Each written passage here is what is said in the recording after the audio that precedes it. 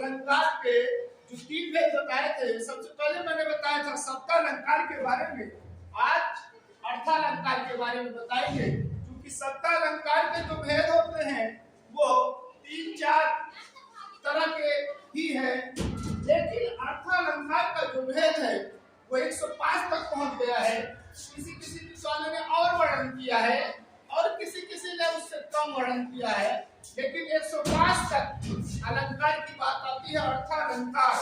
आज हम उन्हीं अलंकारों में कुछ मुख्य अलंकार के बारे में बताएंगे, अर्थात अर्थालंकार क्या होता है ये भी बताएंगे, और उसके जो कुछ मुख्य अलंकार है उसका एग्जाम्पल भी बताएंगे और उसका परिभाषा भी हम आपको बताएंगे, और आप इसको पढ़ करके निश्चित ही लाभान्वित होंगे, और इससे आप कहीं भी एग्जाम में, एकेडमिक एग्जाम हो, चाहे 9th का हो, चाहे 10th का हो, चाहे 11th या 12th का हो, या किसी कंपटीशन में आप बैठ रहे हैं, वहां भी इसका उदाहरण अगर आपको मिलता है, वहां भी आप इस अर्थालंकार को सही कर पाओगे। अर्थात जब इसको पढ़ोगे, इसको समझोगे अच्छे से, तो निश्चित ही अगर आपके समझ में आ जाएगा तो निश्चित ही किसी भी एग्जाम के लिए ये आपका रामबाण साबित होगा। इसको ध्यान से सुनिए और ध्यान से समझिए। इसमें बहुत ज्यादा आपको हम समझाएंगे नहीं, ट्रिक के माध्यम से ही समझाएंगे। अगर आप 25% भी इसमें आप समझ जाते हैं तो 100% आपका तैयार हो जाएगा। आइए हम फिर अर्थालंकार की परिभाषा से शुरू करते हैं कि अर्थालंकार है क्या चीज। जहाँ काव्य में अर्थों के द्वारा रोचकता या चमत्कार उत्पन्न हो, वहाँ अर्थालंकार होता है। अर्थात कोई कविता है, कोई गीत है, कोई दोहा है, वहाँ जब हम पढ़ते हैं, जब उसके अंदर अर्थ को हम समझते हैं, अर्थ के समझने के बाद जब हमारे अंदर कुछ भाव में परिवर्तन होता है, अर्थात रोचकता आती है, हंसी आती है, दुख होता है, शोक होता है, इस तरीके से जो भी आता है वो ये एक प्रकार की आपको कह लीजिए अर्थ के माध्यम से आप जो भाव समझ पाते हो, जो आपके अंदर चमत्कार उत्पन्न हो रहा है, वही अर्थालंकार है। और अर्थालंकार के भेद के बारे में मैंने बताया कि अर्थालंकार कई प्रकार के होते हैं, लेकिन उनमें से मुख्य अलंकार के बारे में आपको हम बताएंगे, उसकी परिभाषा भी बताएंगे और उसका एग्जाम्पल भी देंगे। अगर आप अच्छे से समझोगे तो निश्चित ही आज के बाद अर्थालंकार में आपको कहीं भी कोई भी परेशानी नहीं होगी। तो आइए नंबर 1 पर देखते हैं उपमा अलंकार। अभी उपमा अलंकार क्या है? जहाँ किसी दो वस्तु की तुलना की जा रही हो, जहाँ किसी दो वस्तु की तुलना करके उपमा दी जा रही हो, वहाँ उपमा अलंकार होता है। अर्थात दो वस्तुओं को कंपेयर करके मिलाया जाता है। आइए देखते हैं इसके उदाहरण में क्या दिया हुआ है। लिखा हुआ है हरिपद कोमल कमल से, अर्थात जो हरि का पैर है वो कमल कोमल जैसे, अर्थात जिस प्रकार से कमल कोमल होता है उसी प्रकार से हरि का पैर कोमल है। अर्थात यहाँ कंपेयर कर दिया गया, जो कोमल कमल है उससे कंपेयर किया हरि के पद से। अर्थात ये उपमान है और ये उपमेय है। अर्थात उपमान और उपमेय की तुलना की गई है, जिससे ये उपमा अलंकार साबित हो रहा है। अर्थात इस प्रकार के पद जब भी आते हैं तो आपको समझना होगा कि उपमा अलंकार है। यहाँ ज्यादातर से या सी का उपयोग करके उपमा अलंकार देखने में आता है। अर्थात किसी भी पद में अगर से और सी जैसे एग्जाम्पल, से और सी जैसे कारक से क्या किया गया हो, कंपेयर किया गया हो, अर्थात हम कह सकते हैं कि ये कंपेयर वर्ड है, इससे अगर कंपेयर किया जा रहा है तो ये उपमा अलंकार निश्चित ही होगा। अर्थात यहाँ जो उदाहरण दिया गया है वो उदाहरण आप ध्यान से देखिए और इसको जानने की कोशिश कीजिए कि इसमें उपमा कैसे है। आइए फिर दूसरा रूपक अलंकार के बारे में देखते हैं, या रूपक अलंकार को जानते हैं। रूपक अलंकार जहाँ वस्तु की कंपेयर ना करके बल्कि सीधा सीधा आरोप लगा दिया गया हो, वहाँ रूपक अलंकार होता है।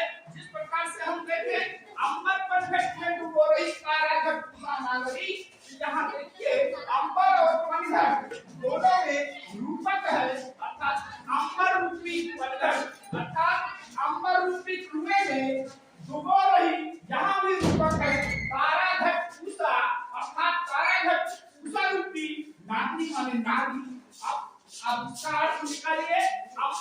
पंकज अर्थात आकाश रूपी कुएं में तारा घट पूसा, तारा घट सुबह नारी माने नारी अपने बाल्टी को डुबो रही है। अर्थात यहाँ रूपक हुआ अंबर रूपी पंखट में तारा घट पूसा रूपी नागरी, नागरी की स्त्री जो है पंखट में डुबो रही है, अर्थात कुएं में डुबो रही है। इस प्रकार से सीधा सीधा इसका अर्थ यही लेना चाहिए कि अंबर रूपी पंखट, यहाँ रूपी शब्द आया हुआ, इसलिए ये क्या होता है, रूपक अलंकार के अंतर्गत आएगा। अर्थात इन शब्द में और इस शब्द, दोनों शब्दों में रूपक अलंकार है। इस प्रकार से इसमें कंपेयर ना करके सीधा सीधा आरोप लगा दिया जाता है, जिससे रूपक अलंकार बनता है।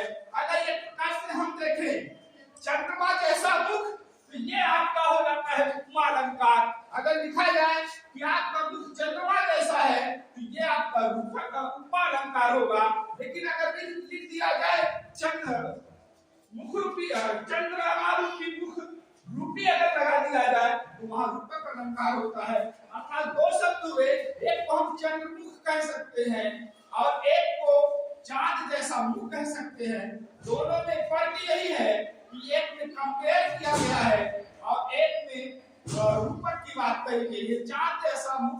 ये दोनों में डिफरेंस देखिए, यहाँ रूपक अलंकार है और इसमें जो आया हुआ है आपका उपमा अलंकार है, यानी यहाँ कंपेयर किया गया है। इस प्रकार से उपमा और रूपक में आप डिफरेंस समझ गए।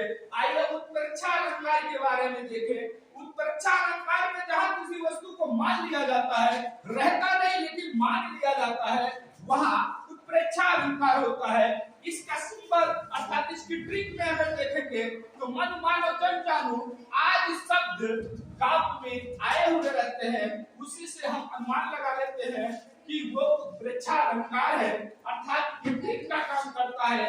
ये शब्द जहाँ दिखाई देंगे वहाँ उत्प्रेक्षा अलंकार होता है। आइए उदाहरण से जाने, मानो झूम रहे हैं तरफी मंद पहुंच गए झोंकों से, अर्थात यहाँ मानो की बात की गई है, अर्थात ये उत्प्रेक्षा अलंकार है।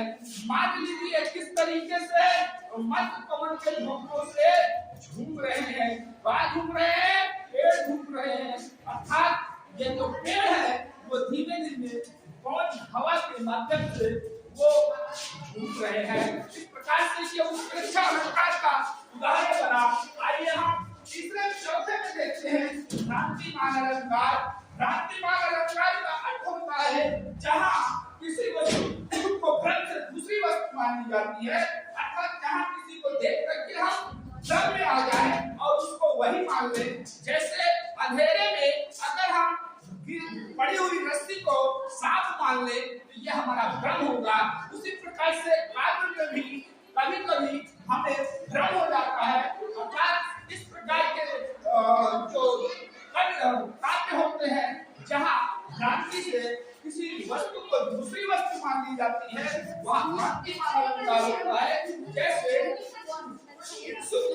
जान कर भक्ता हमरा सुनती लाल चोट पर, तोते ने निज ढोल चलाई जामता पर उसे जानकर।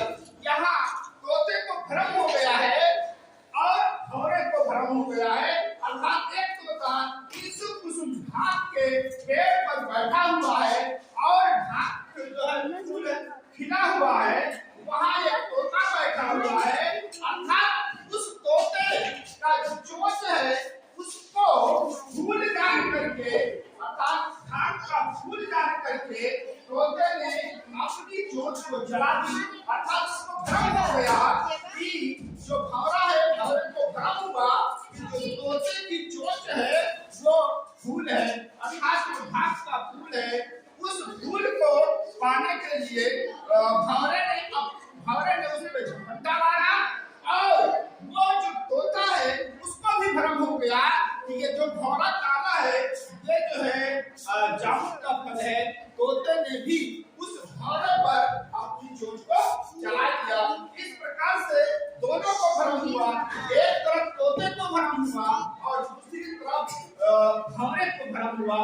भौरे ने तोते की चोंच को फूल समझा और तोते ने उस भौरे को जामुन का फल समझा और दोनों एक दूसरे पर झपट पड़े, अर्थात दोनों को भ्रम हो गया कि क्या है। तो इस प्रकार से दोनों एक दूसरे के ऊपर झपट पड़े केवल अभिमान के कारण, अर्थात दोनों ने एक दूसरे को जामुन और फूल समझ लिया। इस प्रकार से बच्चों आपने देखा भ्रांतिमान में जो वस्तु होती है निश्चित रूप से भ्रम से दूसरी वस्तु मान ली जाती है, अर्थात उसमें संदेह नहीं रहता। अर्थात उसमें जामुन माना तोते ने तो जामुन ही है, अर्थात भंवरे ने तोते के चोंच को फूल समझा तो वो फूल ही है, अर्थात उसमें कोई संदेह नहीं है। भ्रांतिमान का सीधा यही अर्थ होता है कि जहाँ वस्तु को दूसरी वस्तु भ्रम से मान ली जाती है। लेकिन आगे वाले अलंकार में संदेह अलंकार वहाँ होता है जहाँ संदेह से किसी वस्तु का भ्रम ना टूटे, अर्थात वो संदेह हमेशा बना रहे कि ये सांप है कि रस्सी है, ये क्लियर ना हो कि वो रस्सी है सांप है, कि ये संदेह हुआ। लेकिन अगर रस्सी को सांप मान लिया जाता है तो ये भ्रांतिमान हुआ। अर्थात संदेह का उदाहरण अगर हम देखें जहां वस्तु का संदेह बना रहे वहां संदेह अलंकार होता है। जैसे सारी बीच किनारी है, नारी बीच की सारी है, सारी ही किनारी है, किनारी ही की सारी है, अर्थात यहाँ संदेह हो गया है। जब दुर्योधन द्रौपदी का चीरहरण करता है तो उस समय वो समझ नहीं पाता कि ये नारी जो है वो साड़ी की बनी हुई है या साड़ी ही की नारी बनी हुई है, अर्थात उसकी साड़ी कभी भी खत्म नहीं होती। वो केवल कृष्ण के कारण फिर भी दुर्योधन ये संदेह करता है कि आखिर ये साड़ी कहाँ से आ रही है, ये नारी ही की साड़ी बनी हुई है या साड़ी ही की नारी बनी हुई है, या साड़ी ही नारी है या नारी ही साड़ी है। इस प्रकार से संदेह बना रहता है साड़ी और नारी के बीच। आइए हम आगे देखते हैं विभावना अलंकार। विभावना अलंकार वहाँ होता है जहाँ कारण के बिना कार्य हो रहा हो, अर्थात जहाँ कारण ना हो लेकिन काम हो रहा है। इस प्रकार से उदाहरण अगर हम देखें तो लिखा बिन पग चले सुने बिन काना, बिना बैल के चलता है और बिना कान के सुनता है। यहाँ कारण नहीं है लेकिन फिर भी कार्य हो रहा है। इस प्रकार से हमने देखा कि बिन पग चले सुने बिन काना, अर्थात बिना बैल के चलता है और बिना पैर के सुनता है। तो यहाँ कारण के ना रहते हुए भी कार्य हो रहा है, अर्थात ये जो पद है वो ईश्वर के लिए कहा गया है। उसके पास ना तो पैर है और ना तो कान है, लेकिन वो चलता भी है और सुनता भी है। इस प्रकार से जहाँ कारण रहते हुए भी कार्य ना हो वहाँ जो होता है विभावना अलंकार होता है। और विशेष युक्ति वहाँ होती है जहाँ कारण रहते हुए भी कार्य ना हो, अर्थात कारण मौजूद है लेकिन फिर भी कार्य नहीं हो रहा है। जैसे जल बीच मीन प्यासी, अर्थात पानी के बीच में मछली प्यासी है, वहाँ कारण भी मौजूद है लेकिन फिर भी मछली प्यासी है। इस प्रकार की उक्ति या पद जहाँ दिखाई देते हैं वहाँ विशेष युक्ति अलंकार होता है। अर्थात यहाँ कह सकते हैं कि जल बीच मीन प्यासी, जल के बीच में मछली है लेकिन फिर भी प्यासी है, अर्थात कारण मौजूद है लेकिन कार्य नहीं हो रहा है। और यहाँ कारण नहीं है फिर भी कार्य हो रहा है, अर्थात वो बिना पैर के चलता है और बिना पैर का सुनता है। उसके पास ना तो पैर है और ना तो कान है लेकिन फिर भी चलता और सुनता है। इसलिए जो है आपका विभावना विशेष युक्ति अलंकार हुआ। और ये जो है आपको दिया हुआ विशेष युक्ति अलंकार जहाँ कारण के रहते हुए कार्य ना हो, जैसे जल प्यासी। इस प्रकार से आपने देखा विशेष युक्ति अलंकार दोनों में यही डिफरेंस है। एक में कारण रहते हुए कार्य नहीं होता और एक में कारण रहता है लेकिन कार्य नहीं होता। अर्थात हम कह सकते हैं कि विभावना विशेष युक्ति एक दूसरे के विरोध में है, अर्थात वो एक दूसरे के उल्टे हैं। इस प्रकार से आप समझिए। आइए हम अतिशयोक्ति अलंकार समझते हैं। अतिशयोक्ति अलंकार वहाँ होता है जहाँ किसी वस्तु का वर्णन बहुत ही बढ़ा चढ़ा